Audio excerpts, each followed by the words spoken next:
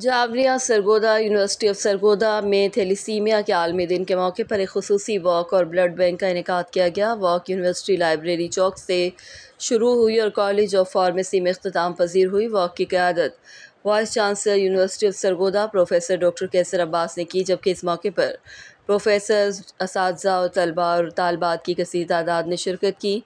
Walk کے شرکاء نے اپنے ہاتھوں میں تھیلیسیمیا کے بارے میں معلوماتی پیغامات اور پلے کارڈز اٹھا رکھے تھے، جن میں مرض کی تشخیص اور علاج کی اہمیت پر زور دیا گیا۔ اس موقع پر وائس چانسلر پروفیسر ڈاکٹر کیسر عباس نے واک کے شرکاء سے خطاب کرتے ہوئے کہا کہ تھیلیسیمیا ایک خطرناک مرض ہے جس کو ختم کرنے کے لیے ہمیں اجتماعی شعور اور آگاہی کی ضرورت ہے۔ انہوں نے کہا کہ تھیلیسیمیا کے شکار بچے ہماری خصوصی توجہ چاہتے ہیں، جن کی زندگیوں کو ہم خون کا عطیہ دے کر بچا سکتے ہیں۔ انہوں نے کہا کہ ایک صحت مند انسان کو اپنی زندگی میں خون کا عطیہ لازمی کرنا چاہیے، جس سے بہت سے قیمتی انسانی جانیں بچ سکتی ہیں اور تھیلیسیمیا کے شکار بچوں کو ایک نئی زندگی ملتی ہے۔ وائس چانسلر نے کالج آف فارمیسی پہنچنے پر بلڈ بینک کا افتتاح کیا اور خون کا عطیہ کرنے والے طالب علموں سے خصوصی ملاقات کی اور ان کے جذبہ انسانی اور ہمدردی کو سراہتے ہوئے کہا کہ آپ جیسے طالب علم وطن عزیز کا قیمتی سرمایہ ہیں، جو تعلیم و تحقیق کے ساتھ فلاحی سرگرمیوں میں بڑھ چڑھ کر حصہ لے رہے ہیں۔ رپورٹ ظفر عباس، تحصیل رپورٹر، شاہپور، جاوریہ۔